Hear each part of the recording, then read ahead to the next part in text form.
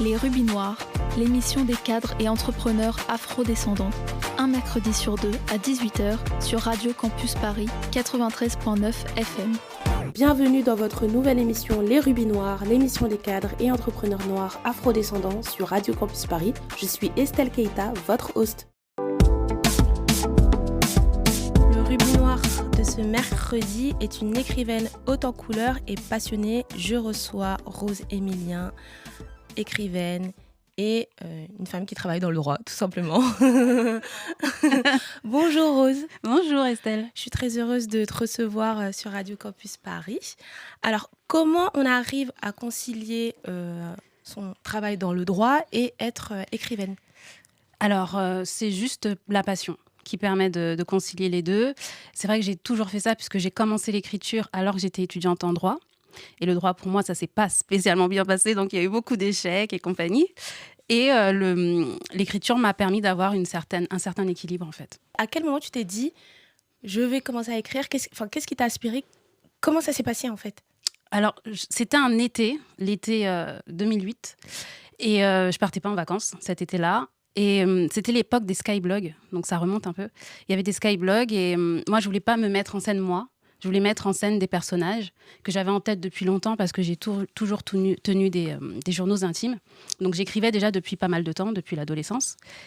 Et cet été-là, je me suis dit, je vais me lancer, je vais écrire. Et s'il y a des gens qui me lisent, je vais continuer. Et c'est ce qui s'est passé. Tu as créé Meuf de City. C'est ça. Quel univers tu voulais partager avec Meuf de City ? Alors c'était un univers dans lequel il y aurait beaucoup de femmes.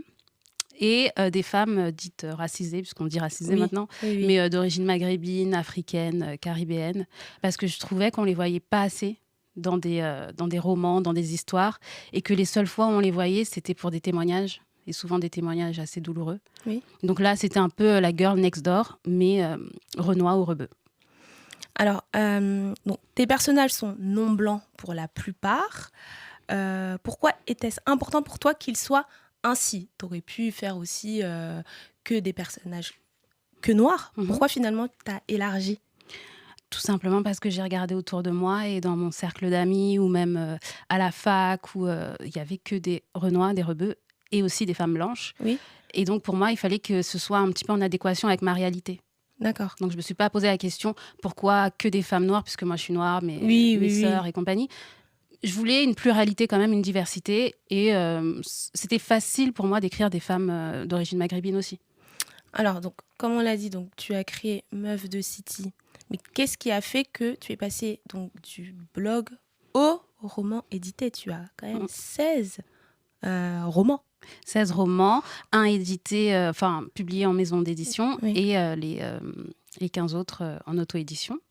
Et en fait, c'est un peu particulier parce que, en gros, j'ai fait ce que j'appelais, moi, une chronique sur Facebook. Ça s'appelait Starfuckeuse, qui était du même nom qu'une chanson d'un rappeur, Rof, qui est devenu Journal d'une michetonneuse, que j'ai donc auto-édité.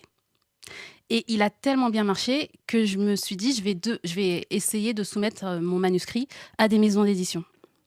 Et c'est devenu Les Michetonneuses, qui a été publié chez Don Quichotte, des éditions du Seuil, en 2016. C'est vraiment cette histoire en particulier qui a bien marché, qui m'a poussée à aller toquer auprès des maisons d'édition. Mais sinon, je serais restée en auto-édition, moi.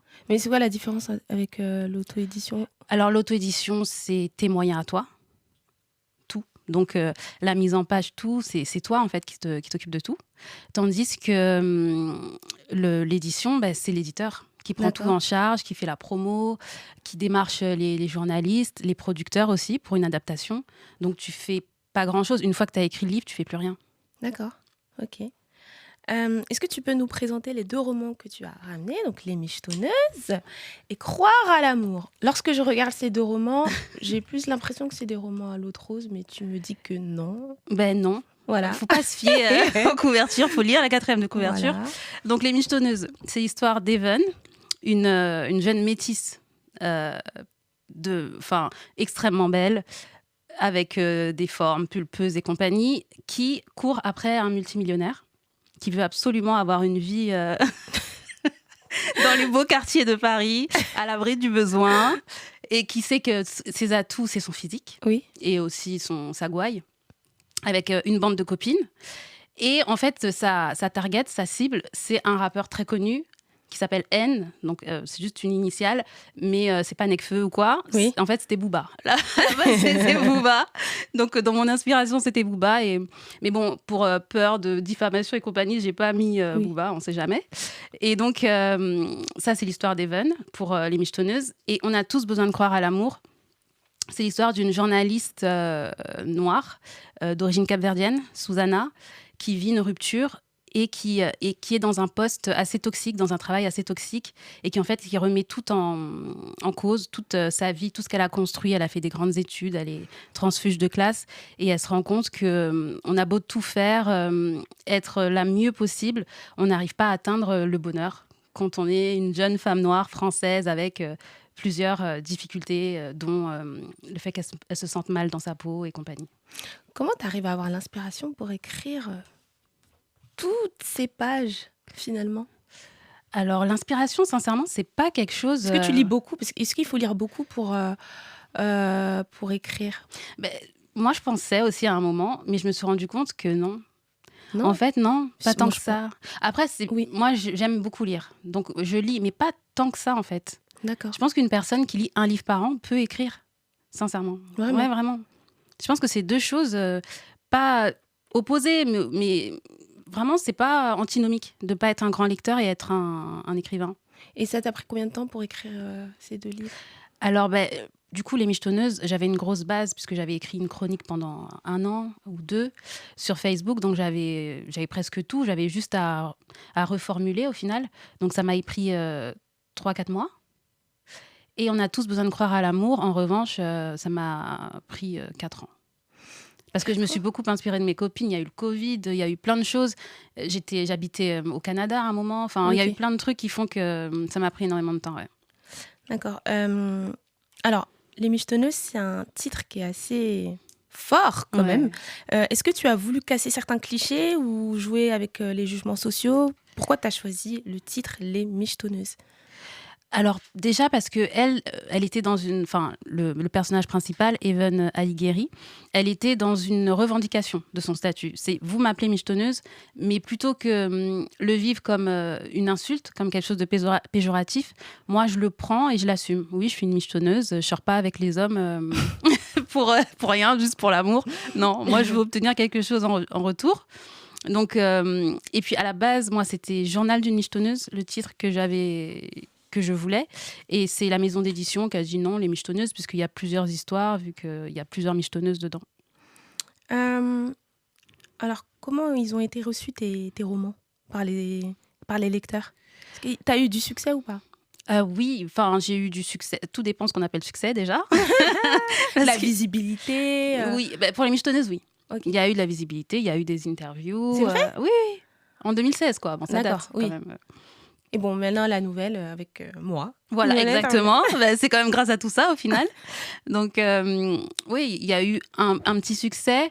Et après, c'est beaucoup d'auto-édition. C'est vrai que moi, je ne me mets pas spécialement en avant, parce que je pars du principe qu'un auteur, c'est toujours derrière, quoi. Donc, on s'en fiche un peu de savoir à quoi tu ressembles. Mais non. Ouais. Je pense qu'il faut quand même se mettre maintenant, en avant. Maintenant, j'ai compris. Et puis, j'ai des amis qui m'ont dit qu'il faut arrêter. Il faut se mettre en avant à un moment. Mais en soi, moi, ça ne me dérangeait pas de ne pas être reconnue pour moi. Que juste juste tes livres, tes mes œuvres. livres, voilà. Mes personnages parlent. T'es lectrice. Est-ce que tu sais à quoi ressemble ton public? Est-ce que tu as beaucoup de lectrices afrodescendantes? Est-ce que c'est finalement des personnes non afrodescendantes? Alors, oui, je sais à quoi elles ressemblent, puisqu'on s'est toutes rencontrées au final sur Facebook. Oui. Donc, forcément, j'ai pu les voir. J'en ai rencontré quelques-unes. J'avais fait un petit salon du livre. J'en ai rencontré quelques-unes, mais c'était un lundi, donc il n'y avait pas grand monde. Oui. Et afrodescendantes, oui, il y en a. Mais il n'y a pas que ça. Il y a aussi, je ne sais pas si on les considère comme afrodescendantes, les maghrébines, puisque c'est Afrique aussi. Oui, ouais, donc, oui. Donc il y en a, c'est vrai. Et il y a aussi des européennes. Je pense qu'il n'y a pas vraiment de couleur ou d'origine qui prend l'ascendant. Parce que c'est selon ce que je vais écrire, ça va attirer plus certaines personnes. Oui. Par exemple, j'ai un roman qui s'appelle Mon bonheur avant le vôtre. C'est l'histoire d'une Française d'origine algérienne qui est face à un secret de famille en fait, qui va lui permettre de retrouver ses origines. ça a attiré énormément de maghrébines. Oui. Tandis que les michetonneuses, vu que c'est une métisse, ça attire un peu tout le monde. Oui. On a tous besoin de croire à l'amour, ça a attiré beaucoup plus d'afrodescendantes, puisque c'est une capverdienne, dark skin et compagnie. Donc ça dépend un peu aussi du personnage qui est mis en avant. Qu'est-ce que c'est que d'être une autrice noire en France ? Est-ce que tu as été confrontée à des défis ? Enfin, j'imagine oui, mais oui, des obstacles comme le sexisme. Enfin, je dirais pas forcément des obstacles. Moi, je dirais plus... déjà, une question qu'on m'avait posée pour les michetonneuses, on m'a demandé si c'est moi qui l'avais écrit. Déjà, le roman... Enfin, je sais pas, tu vois, comme si potentiellement, je sais pas, j'avais un nègre littéraire, comme ils disent. Donc ça m'avait un peu étonnée comme question. Et c'est vrai que pour l'adaptation du roman, on m'a complètement squeezée, quoi. On m'a pas demandé mon avis. Je sais pas si je peux mettre ça sur le compte de ma couleur ou de mon âge, parce que c'est difficile dans ce genre de milieu de savoir si c'est ta couleur, ton genre ou ton âge qui entraîne ce genre de... Ah, tu penses que c'est parce que comme tu étais jeune, il y a l'âge, c'est vrai, on oublie l'âge. On peut se demander, est-ce que c'est pas l'âge qui pousse peut-être parfois à se dire ça va, on va pas lui demander son avis à elle, elle est jeune, c'est pas... Comme à l'époque, j'avais 30 ans, 29-30 ans, donc je sais pas. Mais c'est incroyable quand même, de 19 à maintenant, t'as jamais été essoufflée, tu t'es jamais dit, bon... Je laisse tomber, j'en ai marre. Non, en fait, dès lors où c'est une passion, tu fais ça parce que t'aimes ça, et qu'en plus il y a des gens pour te lire, déjà c'est quand même une... Mais c'est pas tout le temps. Tu peux être déçu parfois. Ah oui, bien sûr. Oui. Ah oui, non, mais je le suis. T'as pas souvent le retour peut-être que tu attendais. Oui, totalement. On a tous besoin de croire à l'amour. T'étais déçue ? J'ai été déçue, oui. Oui, parce que 4 ans... Il y a des livres que j'ai écrits en 6 mois, ils se sont super bien vendus. Pour de l'auto-édition. Oui. Et il y en a d'autres, j'ai mis 4 ans, j'ai mis mes tripes. Au final, tu te rends compte que, pas tant que ça, tu vois, 50 personnes, 60 personnes, c'est pas... Mais c'est pas grave, en fait, parce qu'il n'a pas encore rencontré son public, en fait. Oui. Il y a des choses qui doivent maturer aussi. Il y a des livres... Les michetonneuses, c'est facile d'accès, je trouve. Ça va attirer les gens parce que on sait que les gens sont attirés par tout ce qui est un peu sulfureux. Oui. La starification, tu parles de rap, tu parles d'un rappeur métis, tu vois, ça commence... T'aimes beaucoup, je crois. Non. Et il faut pas me lancer sans sujet. Non, mais c'est qu'à l'époque, c'était vraiment quand même un fantasme. Pour beaucoup de jeunes filles qui avaient la vingtaine, Booba, c'était le rappeur. Oui. Maintenant, il approche de la cinquantaine, c'est un autre délire. Oui. Mais moi, son rap m'a beaucoup... Ça t'a inspiré pour écrire ? Énormément. Vraiment ? Oui, faut pas croire. Il faut pas croire. Parce qu'on le taxait beaucoup de... Misogyne, de vulgaire envers les femmes, c'est etc. vrai, mais après, il y a beaucoup de vulgarité. Oui. Mais il a une très bonne plume, Booba. Si on écoute certains sons, surtout les anciens, Ma Définition, par exemple, qui est un très beau morceau... Il y a quelque chose de très imagé dans ce qu'il dit. Bon, des fois, c'est peut-être trop imagé, du coup, ça devient trop explicite. Mais moi, je trouve que c'est un bon rappeur. Bon, maintenant, c'est différent ce qu'il fait, mais à l'époque, oui, j'aimais bien. Et quand tu écris les livres, enfin, quand tu rédiges tes romans, tes histoires, etc., et ensuite, c'est toi qui relis pour voir s'il y a des fautes d'orthographe, etc. Alors, oui, en auto-édition, non, maintenant, je fais appel à quelqu'un. Parce que je me suis rendu compte qu'en fait... C'est du temps ? Et oui, c'est énormément de temps. Déjà, je ne l'ai plus. Et c'est surtout que tu vas avoir envie de même retravailler le texte, en fait. C'est vrai ? Ouais. Ah ouais. Tu peux être très dur avec toi-même en relisant. Tu cherches juste les fautes et au final, tu vas tout changer en te disant non, mais ce personnage secondaire, il n'est pas assez étoffé, je vais changer. Et du coup, le livre, tu peux ne jamais le sortir au final. Incroyable. Les Rubis Noirs, l'émission des cadres et entrepreneurs afro-descendants. Un mercredi sur 2 à 18h sur Radio Campus Paris 93.9 FM. Nous revoilà de retour dans Les Rubis Noirs, votre émission sur Radio Campus Paris. Je suis avec Rose Emilien, écrivaine haute en couleurs. Alors, Rose, j'aimerais que tu puisses nous dire quelle est la journée type d'une écrivaine. Bon, après, je sais que tu travailles à côté, mais comment ça se passe ? Tu prends une feuille, t'écris, comment ça s'organise en fait? Ok. Alors moi déjà, je fais partie des gens qui n'écrivent plus sur les feuilles. Ordinateur. Ah oui, ordinateur. La seule chose que j'écris sur une feuille ou un carnet, c'est le plan. Quand j'ai un plan en tête, là j'aime bien l'écrire sur une feuille. Mais sinon, c'est l'ordi.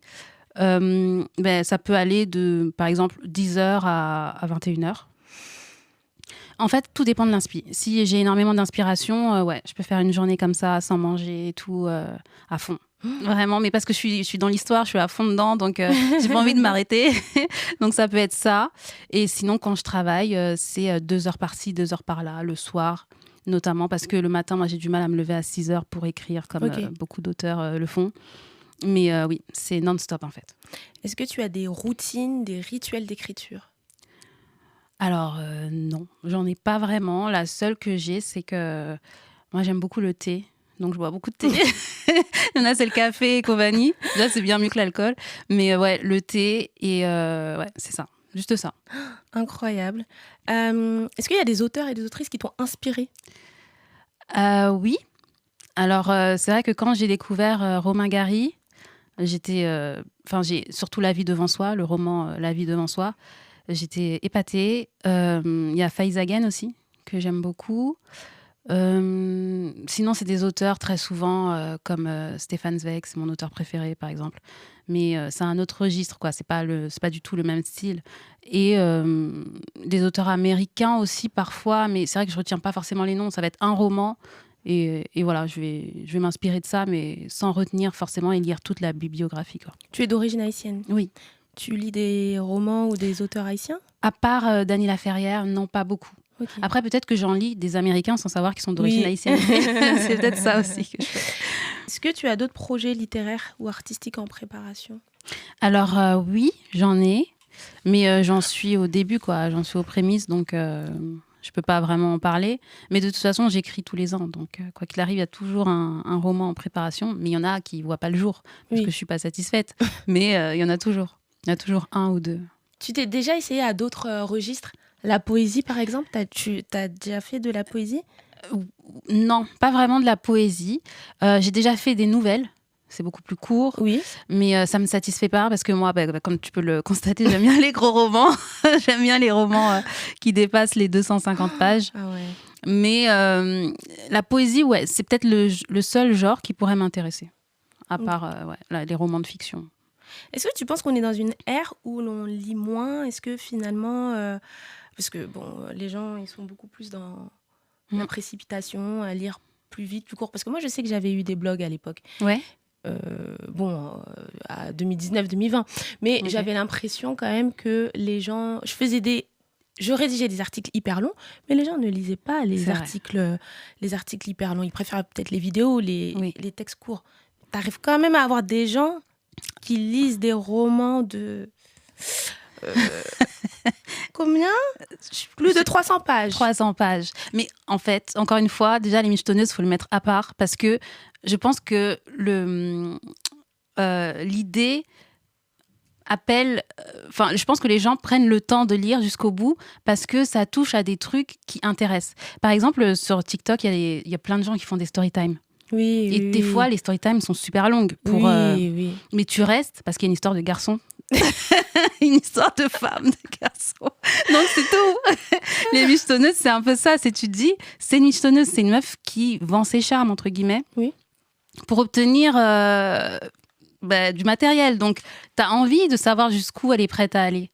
Tandis que pour les autres romans, moi, je dirais que c'est parce que c'est des femmes de ma génération aussi. C'est des millénials. Nous, on n'a grandi avec... On n'a même pas grandi avec les réseaux sociaux. Au final, on a eu Facebook, on avait entre 15 et 20 ans. Oui. Donc, on a quand même été habitués à lire, mine de rien, je pense. Et c'est quand même une habitude qui est restée. Tandis que quelqu'un qui a 25 ans, c'est plus difficile parce que TikTok est arrivé quand même super tôt, Instagram, donc c'est différent. Il y a des bienfaits à la lecture pour toi? Mais il n'y a que ça. C'est quoi les bienfaits de la lecture? Les bienfaits, c'est que ça te... il paraît, mais moi je suis sûre que c'est vrai, que ça te rend... ça augmente ton empathie envers l'autre. Oui, Parce qu'une femme, par exemple, qui est dans une ligne très droite, qui est vraiment dans un monde bien aseptisé, qui va lire Les Michetonneuses, je pense qu'elle peut tomber en empathie pour une fille qui fait ce qu'elle fait.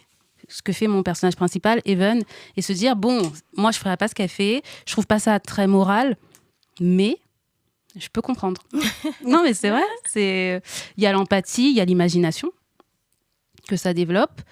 Et on fait moins de fautes d'orthographe aussi, exactement, moins de fautes d'orthographe. Et il y a aussi, des fois, même ton élocution, ça peut aider. Parce qu'il y a des personnages qui parlent très bien. Oui. À l'heure d'aujourd'hui, est-ce que tu peux vivre quand même de ton métier d'écrivain ? Non. Non. Ah non. Non, parce que c'est trop aléatoire. Des fois, tu reçois un paiement, mais pendant 1 an ou même 2 ans, tu n'as rien. C'est pas possible. En tout cas, moi, à mon niveau, c'est pas possible. Oui. Pour l'instant. Incroyable. Alors, on arrive à la fin de notre échange. J'aimerais te faire un portrait express. Ok. As-tu un livre de chevet en ce moment ? Oui, c'est le tome 3 de L'amie prodigieuse d'Elena Ferrand. Ça parle de quoi ? C'est l'histoire de 2 amies qui viennent de Naples. Et tu les suis sur plusieurs années, en fait, de l'enfance, je crois, jusqu'à l'âge adulte. Et c'est super intéressant, c'est super bien écrit, c'est magnifique, vraiment, je conseille. Une chanson qui te booste quand tu écris ? Tout dépend de ce que j'écris. En fait, par exemple, si je suis sur Les Michetonneuses, ça va être du Booba. Mais sinon, par exemple, On a tous besoin de croire à l'amour. J'étais à fond sur Juliette Armanet. Ah oui, ouais, okay. Rupture, tu comprends. Une héroïne réelle ou fictive qui t'inspire ? Fictive. Après, ça peut être aussi une de mes héroïnes. De tes héroïnes, hein. Bon, elle m'inspire. C'est vrai qu'elle m'inspire aussi, mais si je devais en choisir une, enfin, j'en ai pas vraiment en tête là d'un roman ou quoi. Mais ou une célébrité, un truc comme ça. Ouais. Moi, j'aime bien Rihanna. Okay. J'aime bien ce qu'elle est devenue aussi. Plus c'est ma génération, donc forcément. Moi, j'aime bien le côté et business et famille. Oui. J'aime bien. Et ton mot préféré ? Comme tu disais que mes romans avaient l'air à l'eau de rose, je pense que le mot qui va ressortir, c'est amour. Parce que oui, même la passion, ça vient de l'amour, donc l'amour, ouais. Et enfin, quel conseil tu pourrais donner aux jeunes femmes afrodescendantes qui souhaiteraient vraiment écrire, se lancer dans l'écriture ? Y aller. Déjà, ne pas se dire « mais personne va me lire ». Faut écrire, faut y aller. Ah, y a vraiment des gens qui se disent ça ? Oui, bien sûr. Il y a plein de gens qui se disent « mais je ne serai pas lu ». Non, et puis des fois, il ne faut même pas commencer par son cercle proche. Se dire « oui, je vais envoyer à mes copines et tout ». Parce que moi, c'est ce que j'ai fait. J'ai envoyé une erreur. Personne n'a lu. Non, mais vraiment. C'était au tout début, c'était les prémices. Personne n'a lu. Alors que sur le blog, plein d'inconnus sont arrivés et maintenant, c'est des femmes qui sont là depuis 17 ans, quoi. Et à ton avis, pourquoi les proches, ils lisent pas ? Parce que je pense qu'il y a un côté, je le ferai plus tard. Oui. Tu vois, c'est ma pote, c'est bon, je le ferai plus tard. Il n'y a pas d'urgence à le faire.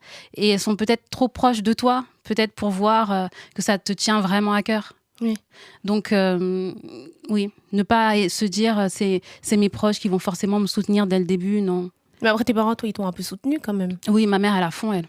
C'est vrai ? Ouais, ma mère, elle adore. Elle, de toute façon, tout ce qui touche à la culture, elle adore. Donc, elle s'est dit oui, pourquoi pas. Après, elle te soutient parce que peut-être aussi, à côté, tu as un travail stable. C'est pas comme si tu disais, je quitte tout pour devenir écrivaine. Ce qui aurait été peut-être un peu plus compliqué. Peut-être plus compliqué, mais en même temps, ça aurait été... je pense pas que ça l'aurait... Enfin, si, ça aurait été peut-être dérangeant, mais je pense que j'aurais eu du soutien quand même.